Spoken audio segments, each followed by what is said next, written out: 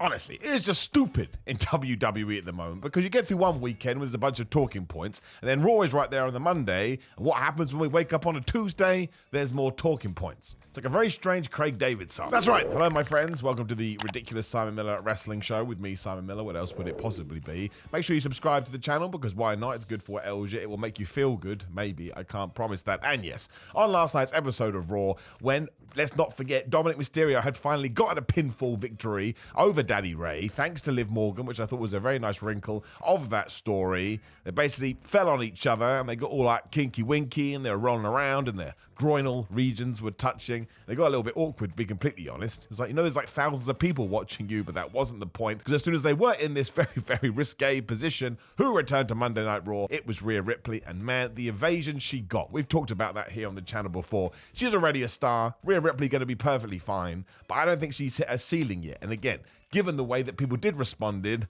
I think she's about to head to the moon. Now, we didn't get much more than that, and I think the feed may have cut off for some people, so I'm not entirely sure what the ending of Raw was going to be, but I saw Liv Morgan absolutely run away, and then I saw sort of Rhea and Dom. Well, Dom tried to hug Rhea. It's like, no, you absolute goober, and she did walk off, and that's the cliffhanger, I suppose, what's going to happen next week. I mean, maybe we even elongate this a little bit to where it seems like those two are going to be the best of friends, or whatever you want to call them, and then it falls out. But I would imagine the drawing line down the road is going to be the brand new Judgment Day, which probably is going to be Finn Balor, JD McDonough, Khali, Dominic Mysterio, and Liv Morgan, I guess. I think you could put her in there. And then Damian Priest and Rhea Ripley will be out, because Damian Priest is just being a super duper good guy now, which we'll talk to for just a little bit. But again, that's basically the long and the short of it. I don't know whether she's cleared to wrestle, but I just thought in terms of that the conversation does continue, it was a very smart time to bring her back. And again, this is just how wrestling and all kinds of forms of entertainment work. When people on TikTok or Twitter or YouTube, whatever it is, do see people reacting in this way, they'd be like, oh,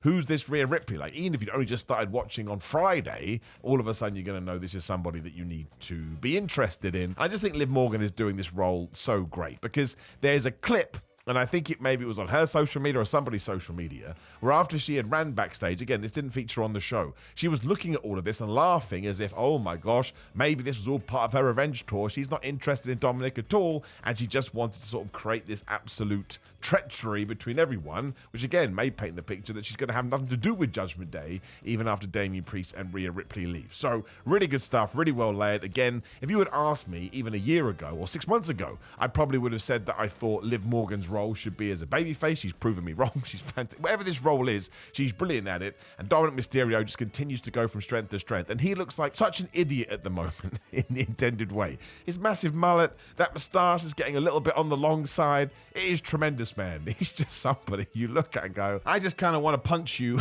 in the face, which is a very interesting thing to say out of context. But again, he finally beat Rey Mysterio. That was in a tag match, and there was a bunch of shenanigans, which was the point. But it was just a great way to kind of get him to finally go, oh, Liv Morgan, I love you so much. And I'm totally convinced that when Rey Mysterio does decide to retire, he'll put his mask on the line, he'll put his career on the line, and Dominic will be the person to send him off into the wilderness, because I'm sure he has a face turn at some point in his career.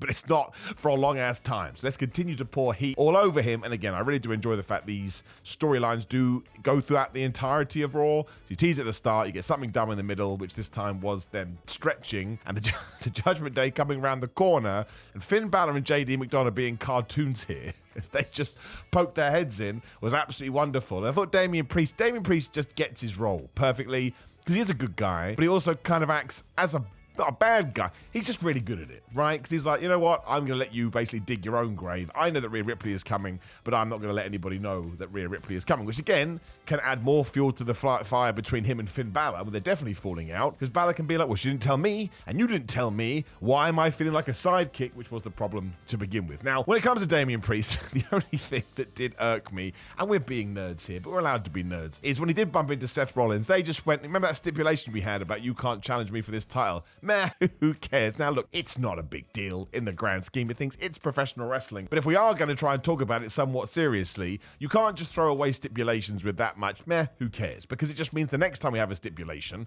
what happens is deep down in your tum-tum, because it's how human beings are built, you start to think to yourself, well, maybe they're just going to do that again. So you lack the careness. You know what I mean? You care a little bit less because you don't buy into it in the same degree. And the other problem here is that we had this amazing promo at the start of Raw between CM Punk and Seth Rollins, with Seth saying, listen, you're going on about Drew McIntyre being an asshole and sticking his nose into business. You just took away my world title opportunity, so now I'm mad at you. Now, obviously, they can still have beef because Punk shouldn't have been doing that to begin with, but the extra beef, and everybody likes double patties on their burgers, is that now Seth isn't able to challenge for the title. Now, I don't think it's going to be a big deal long term, because at SummerSlam, Gunther is absolutely winning that championship. But we don't know that right now, right? And I just think that all of a sudden it took the allure of everything we've done with Punk and Seth, and it kind of ruined this here too. So I wouldn't have done that personally, but I'll get over it. In fact, I already am. I hadn't thought about it until we did start chatting. But yeah, I mean, listen, past Hot WrestleMania, Gunther has to be the champion. Both him and Damian Priest had videos here. It just has to happen. Unless you have some amazing plan to get out of this. And that's nothing against Damian Priest, by the way. If we're talking about, I don't want to say most improved, because he's already been good, but if we're talking about people that have really stepped into the roles that have been presented to them in 2024,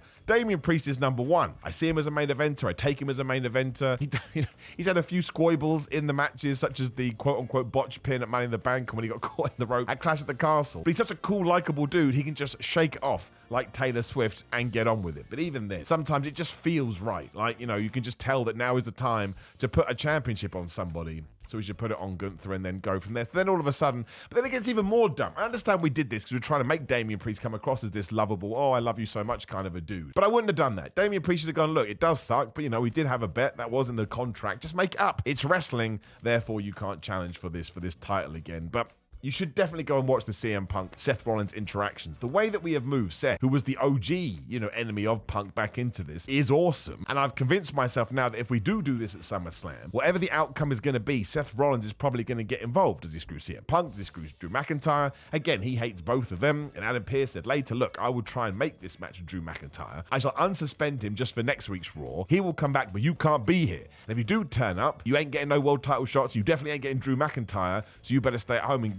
focus on getting cleared with this tricep. So Drew will be there. The rumor is we are going to do it at SummerSlam as long as everybody can get to 100%. But at the moment, Seth Rollins is a bit of an outlier, and there's nothing wrong with that. That's why it would have been better if this stipulation was still on the table, because he could have started saying, man, I'm totally screwed. I can't go after Damian, even though I did, get absolutely dicked over here. But I can't go after Priest because the rules say that I can't. And CM Punk and Drew, you're facing each other. So look at me. I'm like the third wheel. Whereas now, technically, if he wanted to go beat up Gunther and just say, hey, Damian, I'll take you on now, but I don't want to get bogged down with this because it is what it is, and we've done it now. But the interaction between those two, I think I said this on Ups and Downs. Click the card on the screen. Make sure you check out all my opinions. This is a little bit more casual on here, as that's me being dumb and over the top, because it's fun to do different things. But if you told me that they actually did hate each other, which they may do, I don't know their personal relationship, I would totally believe you, because the way they talk, the way they act, their body language is absolutely fantastic, and I cannot wait to see how this all comes unglued, especially because Punk has absolutely got his edge back now. Not Adam Copeland, he went to AEW. He's kind of a good guy, he's kind of a bad guy, kind of lives by his own morals. The fans absolutely love him regardless.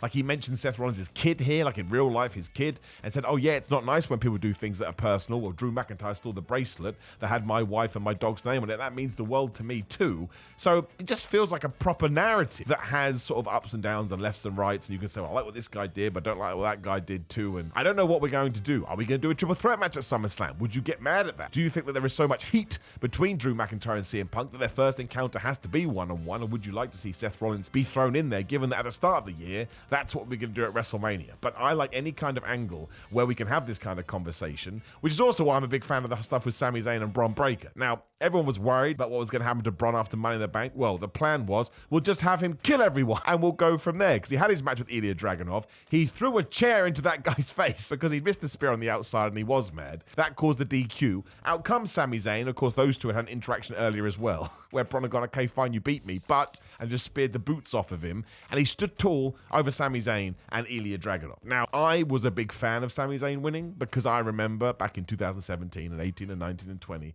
I keep repeating myself in all these videos where he just lost. So now that he's getting his, I'm going to be that guy and turn my back on him. I'm going to back you up, Sami Zayn, until the day we both die. But also, Bron Breakker's just too good. Doesn't matter he lost at Money in the Bank. If anything, that gives him more, as we saw on Raw, more justification to be nuts, which he is nuts. And he keeps doing all this villainous stuff. What do the fans do? Yeah, we love you, Braun. Because some people are just too cool for this world, and that would be him. He also did the thing with Adam Pearce when they were leading him away after he had murked Sami Zayn. He went, oh, look at that, Adam Pearce. And Adam, you silly sausage, you looked at it and Braun ran and killed Sami Zayn once again. I love stuff like that. I thought Adam Pearce is great on most shows, but I thought he was especially great on this one. The way that he held his own with CM Punk, the way that he did here, where he kind of played I don't want to say the fool, but that was kind of his role. And then later on when Chad Gable was like, why do you keep airing these Wyatt 6 videos when clearly they're quite aimed at me? Adam Pearce told him, well, maybe you should go look in the mirror, pal. Chad Gable leaves and he opens his door, and Bo Dallas is just sat there after we had seen one of these VHS tapes where once again we have the spooky wooky words and talking about how the rest of the group has been disowned, whatever the word was, and it's just great. It's all great, and I love the fact we can go from that, which is really kind of cryptic and strange and ghostly,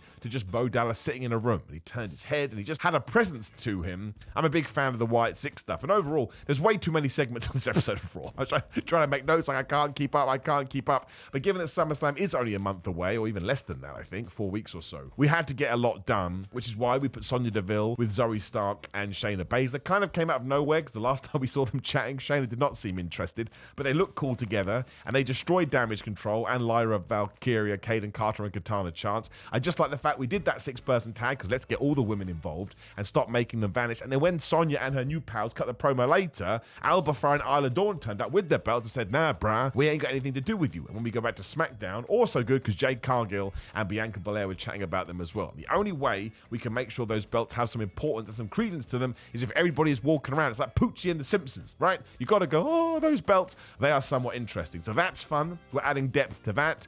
Damage Control did win 2, and they were mentioning how they're not in control anymore, but now they are in control because they won, so they can go back to being Damage Control. And we had Chad Gable versus Jay Uso. I mean, that was mostly to do the Wyatt 6 thing and to give Jay a win. And this is the only time I will hold my hands up and say maybe I have made a slight error. Again, can't lie, I liked everything we did at Money in the Bank, but I don't know what's next for Jay, and if he had been Mr. Briefcase, or Yeet in the Bank, whatever we were going to call it, that would have given him a focus. But I thought it was very interesting that from nowhere this week on commentary, Michael Cole and Pat McAfee were going, I wonder what Jay Uso thinks about everything with the bloodline. So I'd imagine Roman Reigns is coming back very soon, probably at WrestleMania. I think Jimmy Uso is probably good to at least be on TV, so we're going to have that trio reunion. And I did see somebody say that maybe we shouldn't do that because Jay Uso is able to cook on his own now, which is totally true.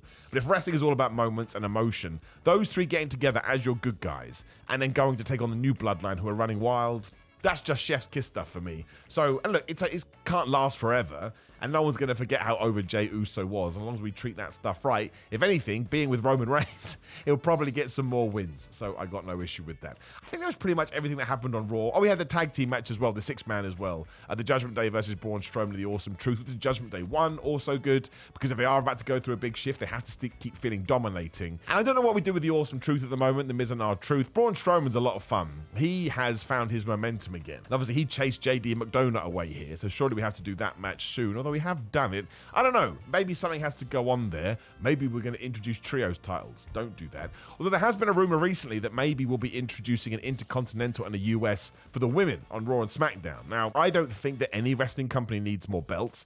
I also do think it's mad that the women don't have a secondary title, if we are going to call it that. But it goes with my problem overall, as opposed to these specifics. It would be so much better if you had one world champion, one intercontinental champion, and then the US champion could be for the women, right? I mean, you can't do that now retroactively. What I'm saying is, you don't need 2 secondary belts for the men and 2 secondary belts for the women. But we are going to have 2 secondary belts for the men, so therefore we absolutely should have 2 secondary belts for the women. Why wouldn't you do that? WWE's roster right now, especially down at NXT when it comes to females, is pretty damn good. So when you do call them up, like Kiana James, for example, who has totally vanished, or Blair Davenport, who kind of has a role but kind of doesn't. If you have these extra championships, it means there's something else you can throw them into. Like Kiana James going for a Women's Intercontinental Championship would be good, especially Blair Davenport. I think a heel holding it would be fantastic. Then there's a Naomi and a Dakota Kai and a bunch of other people that I won't name because I will totally forget. But I think Becky Lynch summed this up the best. Of course, you always want a good story around your World Championship, but you also want women fighting for other reasons, for personal reasons. Now,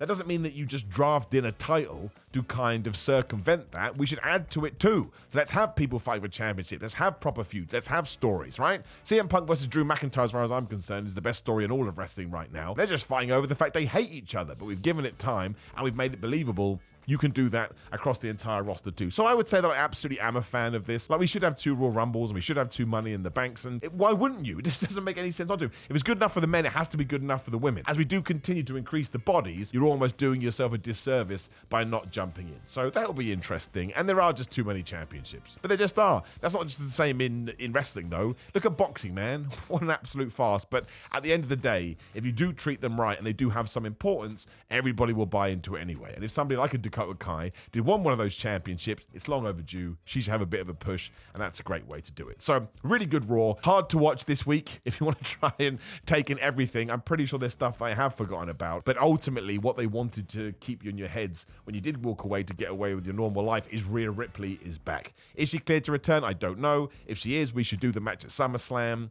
And then maybe she doesn't win it back, because maybe that's when Dominic turns on her completely. Again, it's only 3 to 4 weeks away. You can eke that story out. But I did think it was good, and it's got me very excited about SummerSlam, especially the videos between Damian Priest and Gunther where they kind of challenged each other. Gunther's got to win that title. He just does. The way that he's able to sound like he's being respectful, but actually he's tearing you down. It's time to give him that belt and have him hold it till at least WrestleMania. Let's make sure we have a solid feud waiting for him, which I presume would be Seth Rollins. Maybe that's how he takes himself out of the CM Punk Drew stuff, or maybe they get involved with it too. Maybe it comes a big old schmoz. But I do think WWE is telling some really good stories right now, and I've said it once, I'll say it twice. We'll leave it here as we do move on, because that's how quick wrestling does move on. I liked everything at Money in the Bank. I know I've now learned that I was totally wrong, and I should be ashamed of myself. But I can't ignore my feelings, even though I understand I should be taken and thrown into a ditch. Now, when I'm in that ditch as well, make sure you hit the subscribe button, like the video, share the video, and look, leave me a comment below and let me know what you think about all this, and click the notification bell, and boom, look, there is me on the screen, the YouTube video you can click right now, saying really nice things about Money in the Bank. For all those people that go, oh, Simon, you're so positive. I'm a positive guy, but I'm also honest. There's no point lying about your feelings. What a waste of life. Also, please do go to grillermind.com/Simon and use code Simon to get 10% off some supplements right now. You'll see it on the website at 25% off with free shipping if you're in America and you spend over a certain amount of money. So check them out today. The best pre-workout in the game. Ain't even an argument anymore. Patreon.com/Simon316. Come follow me on Instagram, Twitter, and socials like Threads on Simon316. Follow me on TikTok too at Simon J Miller. Simon Miller on Cameos. I'm doing a bunch of those videos at the moment and they're awesome. And buy a t-shirt as well. I'm not wearing one today. I probably should, but Pro Wrestling Tees, Samson Athletics, and otherwise keep enjoying wrestling, my friends. There's nothing wrong if you do hate something, but make sure you hate it in the right way and just move on to something else, because it's there to improve your life, not to make you a sad panda. Sound good? Great. Goodbye.